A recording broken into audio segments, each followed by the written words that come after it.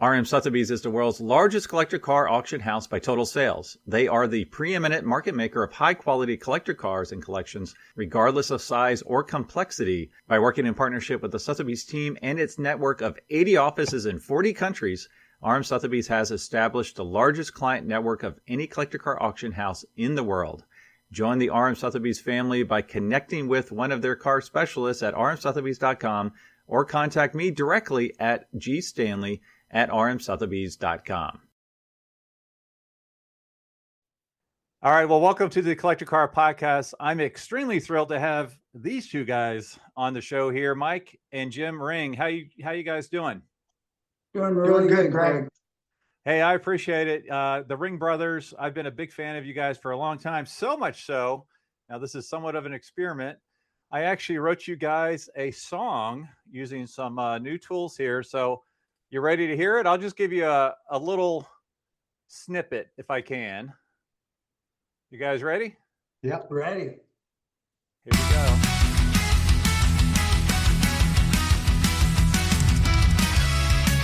A little rocky. Out in Wisconsin where the steel sparks fly, two brothers with a dream and a gleam in their eye. Wrenches turning, engines burning, craft and muscle that'll leave your heart yearning. Built not bought, that's the way they roll. Handmade thunder, forged in soul. Ringbrothers ride, gonna light up the night. All right, so that's a little teaser. Did you hear it? I did, yeah. Built, not bought. So these are pieces of artwork that you can actually drive down the street and are not bought because you guys build them. That sound good with you guys? Sounds good. Yeah. Okay. Well, great. Well, first off, guys, so I'm a Mustang guy, and I know some of your favorite or famous ones are Mustangs. I don't know who wants to take the lead here, whether it's Jim or Mike, but tell us just a little bit how you got involved and started, because I know a lot of people have heard that story, but it doesn't hurt to revisit it and then kind of, where are you guys today and where are you guys going tomorrow? You want to take that, Mike? You started this, so you should probably start with your Mustang, kind of what got us into, we're kind of 65 lovers too. Notice you got one in the background there, Greg. Yeah, that's a Hypo Fastback. I found it under a tarp during the Million Island Car Week, and it wasn't running and driving at the time. And it's a great car to tool around in. Yeah, they're cool cars. Actually, I owned one too. I actually found it in a shed. Actually, when I got done tearing it apart, my dad swept 90% of it up. I think the only thing left on the thing was the roof. It was a typical Wisconsin car, but after a few hours and a lot of panels, I actually got it done. It was a 289. It was pretty wicked motor back in the day. A guy named Rick Kipley did it, and I had the bottle on it. So when I'd race everybody, they'd make me swear I'd never turn the nitrous on, but I always did. But yeah, that was a fun car. It was obviously I was a big Shelby fan. It was a white car with blue stripes, and but obviously before that, we were always into cars, gas and oil. Our dad had a small Skelly gas station, a town of 680 people. So we had all the gas we needed for anything. Typically that was, back in them days, was lawnmowers and just engines we found in a dumpster, try to make them run. So we were always had that oil and gas thing running through our blood, getting, as we got older. I think the first car I ever bought, even before my driver's license, was a 55 Chevy, another very rusty car that needed a lot of work, but fun to think about. I came across a picture of that not too long ago, me standing out in front of my mom's house by my 55. I had definitely had a little better head of hair back then. Well, now that's a big jump. I mean, there's a lot of folks that are wrenching on their cars in their garage. What took it from that to a business and, doing these incredible builds for SEMA? Was it, hey, let's just do our best, do what we can do for the local show, or was it building a business part of the game plan from the get-go?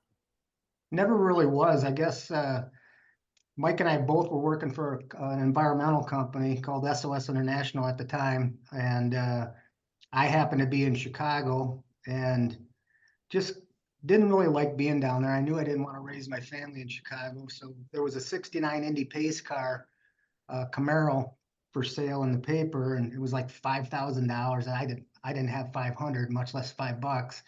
So I told my wife I was going to go down to the local bank in Chicago, believe it or not, and see if they'd borrow me $5,000 to buy the car, and they actually did.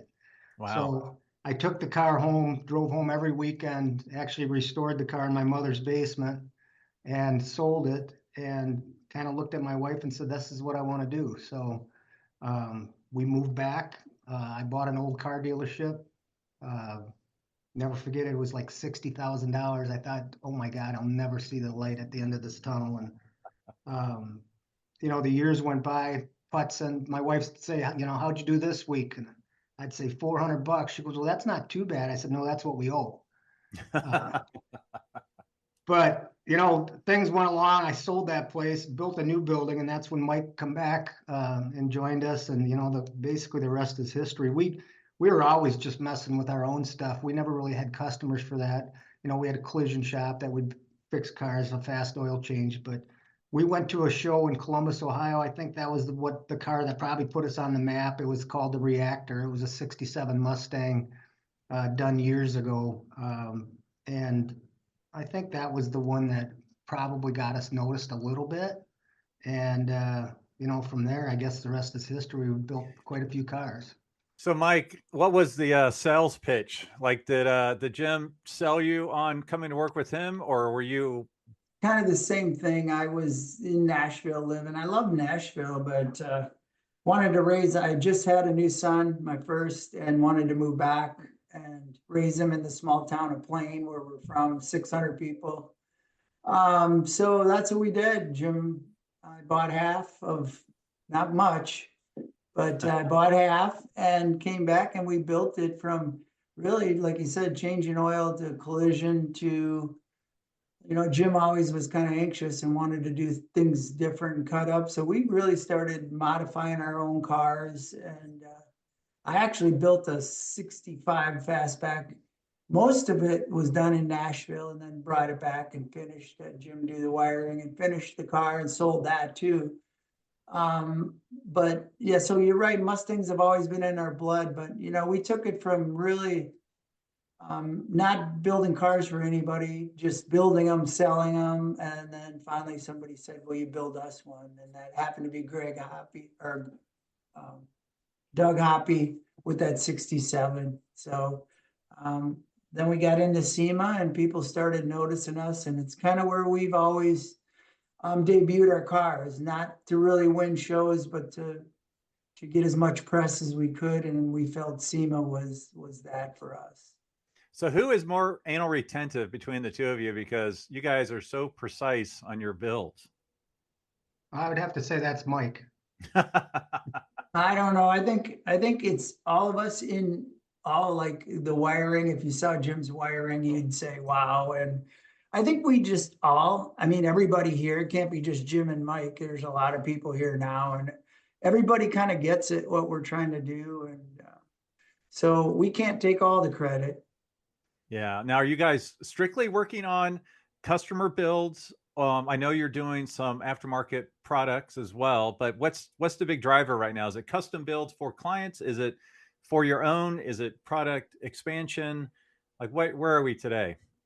I think it's all of the above. We still run a full collision shop, so that's constantly busy. We obviously build cars. We typically don't take a bunch of cars at the same time. If you see more than 3-4 cars in our shop, that's pretty crazy. I think it takes a lot of effort to get these cars done and do them right. And I think if you have 10 of them sitting in your shop at one time, I don't think you can give them the attention they need. So tend to work in smaller groups of vehicles at a time. I think it helps us. And obviously still doing collision work. And our manufacturing, a lot of the products that we build are products that we built for projects in our cars. So, early on we started the billet hood hinges and stuff, because we just got tired of the crappy old steel stamped hinges. And then pretty soon somebody'd say, hey, can I buy a set of them? And then the light bulb went off and said, oh God, we can actually sell some of this stuff. So all of our products are purposely built for projects that we've had. and we know our stuff works, and that's really been a good business for us. Tell me, can you give me an example of a project you said no to? So either that could be, no, we're not going to chop up a real hypo fastback, or no, we're not going to turn this into that, or no, that's just a car we don't have no interest in working on. I think early on we would have probably done anything, but now we definitely, but I think probably the craziest thing we had, it looked like, I don't even want to say who it was for. The guy was pretty well to do, but it looked to Jim and I looked like Willy Wonka and Hitler designed it. It was just the craziest four-wheeled chariot looking crazy. Yeah, so no, we're at an age and a place now that we got to kind of like the project. And like Jim said, we just don't do a lot. You know, we never really seem to worry about the next one. It just kind of, we've been lucky where it's fallen into place, because like Jim said, if you have 10 cars or 20 cars, you probably told somebody an hourly rate. That was 3 years ago, and the way the world works, things change pretty rapidly. So if you're stuck in an old hourly rate that you're already paying your guys that amount, you're probably not going to be working on that car. So you're probably upsetting the customer. And we really just focus on what we're at, the ones we have, and move on. Say, have you ever looked at a donor car and said, you know, this is, I'll use the example of a 63 split window, because those are being, you know, all being hot rodded. I'm like, have you ever had a situation where you're like, nah, you should put this back to stock? Or it's pretty much the stuff they bring you, like stuff that it makes sense, it needs an overhaul no matter what? I think we pissed off enough people that we don't care what it is. We'll cut it up. I mean, You will. You'll cut up my high school behind me? Yeah, I mean, honestly, we probably would. But no, I mean, seriously, if it's a Shelby or something, we wouldn't, you know. But I mean, we had a Z28. Matter of fact, it just was on our thing not too long ago as a barn find Z28. But it was an early Z where the VIN wasn't Z11 or whatever I don't even know. But there was no way to tell it was a documented Z because it did not have the correct motor in it. Because it was an early Z supposedly. But you know, it's like when it's that case, people don't understand most of the cars we start with are so far gone. Yeah. Because we build everything anyway. So it's not like the value is there. But no, we're not going to take a 65 Shelby or a K code and cut it up. It just doesn't make sense. All right, good. It doesn't make sense.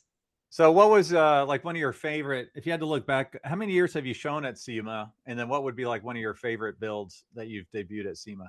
I don't know. I think the most fun one was the recent one, that crazy 48 Chevy pickup we did that looked like it ran into a Formula One car. It was a green 48 Chevy pickup.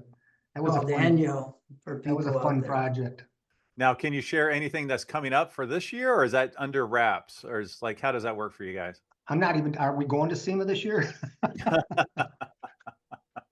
How about your next debut? Well, what we're really pushing for now is to go to the Quail and Monterey Car Week. Have you ever heard of it? I've been there. Yeah. Have you? We've never been, but we have a really special project we've been building for a few years now. It's a 1971 Aston Martin DBS. That's completely changed. That's our biggest, craziest thing that we've ever done to date. So we're excited to take that there. What's the powertrain going to be in it? Well, we reached out to Aston originally, and they said they didn't have the bandwidth to help us. So it's since Ford was involved with them, it's gonna be a supercharged Coyote. Okay. With a transaxle, Corvette transaxle in it, independent. It's pretty cool. It's 82 inches wide in the rear, 78 in the front. So it's super wide. Oh my goodness. Wow. Yeah. So well, I'll definitely check it out this year. Yeah. Measure one of your Mustangs and then figure out how much wider it is than that. And the wheelbase is shorter than your Mustang behind you. Oh, wow. Wow. That's really crazy. Okay. All right. Well, cool. Now, what's in each of your garages? Is there something fun you can share that you guys have as a personal driver? We don't. I mean, your joy. Yeah. We don't. Neither of us have a car that we built here. Jim's got tractors, and I do have a 22 red eye Charger, and I'm not even a Mopar guy. So that's what I drive. I've got a Kubota tractor and a Cat skid steer. Did you hot rod them? No. No. So is there a dream build? You guys are like, you know what? We just want that client that wants us to build X. You know, it sounds like the Aston Martin is something new and different and out of your, your portfolio maybe. But is there something that you guys are just like, boy, if someone would consign this, that would really like make your day? Honestly, that's where the Aston Martin came from. He come to us with the means to basically do what he wanted and wanted to build a car and asked us, what do you guys want to do? And we said, we've done so many Mustangs and Camaros and Chevelles and everything else. I said, I'd like to do something European. And that's how we got on this Aston Martin. And it literally took from coming out of your mouth, Aston Martin, until 2 days later, there was one sitting at the shop. He didn't waste any time. Wow. Yeah. It's funny because you're in a very unique space because there's a lot of builders out there, but you guys really have the name. You guys also have the aftermarket products that you're building as well. But you think about Porsche and Singer, they turned that into a freaking factory of whatever, 800 employees. You look at Revology, who is, my understanding, the same company that bought Singer now has bought Revology, where, they're manufacturing almost, new old cars, basically. Quail, I say, would be a good place to find that next client base. It's going to be expensive to show there, but those are the folks that are looking for what can I have that nobody else has, and a lot of European stuff will be there. And so, yeah, set your sights, your bar high. I bet you'll get some really cool commissions out of that. Yeah, I don't know. We can't do that many. That's why that's why we're taking it there. We would like to build another one of these cars to offset the costs that we put into this car. This is a pretty unique car. Hot Rod's going to be doing stories on it, I think, leading up to the debut. So there'll be probably snippets in there where we're at, where we're going, some renderings, but renderings don't do it justice. I mean, we've still not got it off the jig and it looks wide. I can't imagine when it's on the ground, how wide this thing it really truly is. I mean, 82 inches, and that's not the mirror width. Like if you look up a Lambo or any of them, they're probably in that, but they're counting it off the mirrors that really hang out. Ours is off the rear quarters, so it's wide. Wow. That's going to be awesome. Well, if you're able to share some pictures, I'll overlay them. If not, we'll have to wait till the Quail debut. But that sounds really incredible. So what's the best way for our listeners to find you guys? What's the best website address if they want to reach out to do a custom build? Obviously, a phone call works really well to Classic Auto Body or Ringbrothers, or get on our Facebook page. You can find Ringbrothers on Facebook, obviously Instagram. So we're pretty easy to find. Yeah, and I'll put all the links in the description here. So where will you guys be next? If not SEMA, do you have anything on the calendar right now, or is it we have to wait till Quail to see you guys? We have to wait pretty much till Quail. We're going to be, if you saw this car where it's at, you'd say, I don't think you're going to make it, but we're going to make it. So, yeah, I mean, we're really excited about this car. I mean, not that it's an Aston Martin, just that it's just something so out of our wheelhouse, and the amount of effort we put into this one. We hope it's going to be special. I mean, we feel like it is, but you never know until they're done. Yeah. What color? Can you share the color? Yeah, it's are you familiar with that Lexus called Atomic Silver? It's no. If you ever see these Lexuses go around, they're a silvery gray, but they look like they're almost metal. They look a little funky color, and being James Bondish, and what's the guy's name, Jim? I'm really terrible. The guy that was the Stig. Are you familiar with? Oh yeah, Stig on, Top Gear. Well, he's also the driver in the Bond movies. So he wants to drive the car. So Ben Collins. Ben Collins, yeah. So Wow. he's wanting to drive this thing, so it'd be pretty cool to that's say awesome. the Bond driver drove it. So yeah. Yeah. Well, awesome, guys. Well, anything else you wanted to cover on this interview here? We're doing another Mustang for SEMA too, 69. It's all murdered out, all black. It's quite a neat car too. So What's we the powertrain going to be? supercharged Coyote. Yeah. Okay.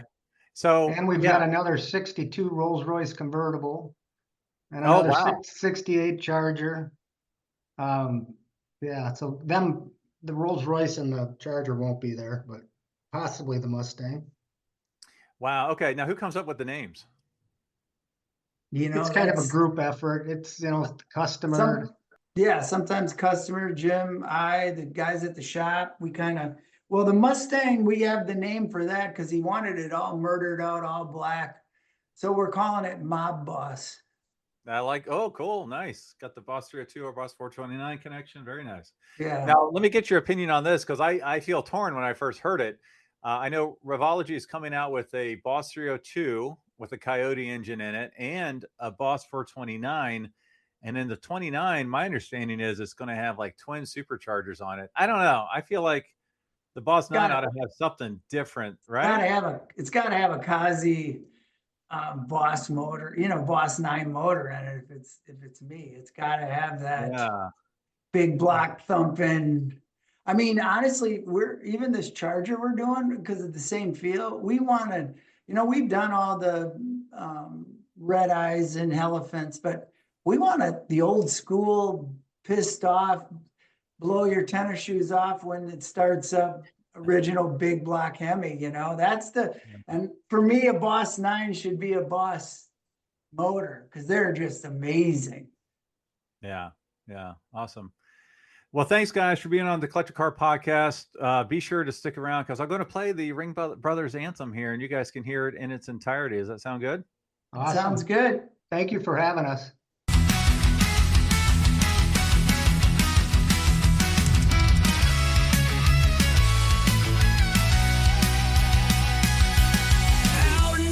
Where the steel sparks fly, two brothers with a dream and a gleam in their eye. Wrenches turning, engines burning, crafted muscle that'll leave your heart yearning. Built, not bought, that's the way they roll.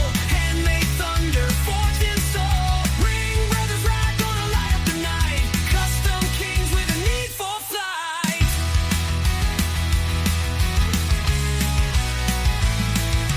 Old school classics with a brand new twist. Carbon fiber kisses and a chrome-plated fist. Every bolt, every line, custom design. They don't just build cars, they redesign time. Built, not bought, that's the way they roll. Handmade thunder, forged in soul. Ringbrothers ride, gonna light up the night. Custom kings with a need for flight.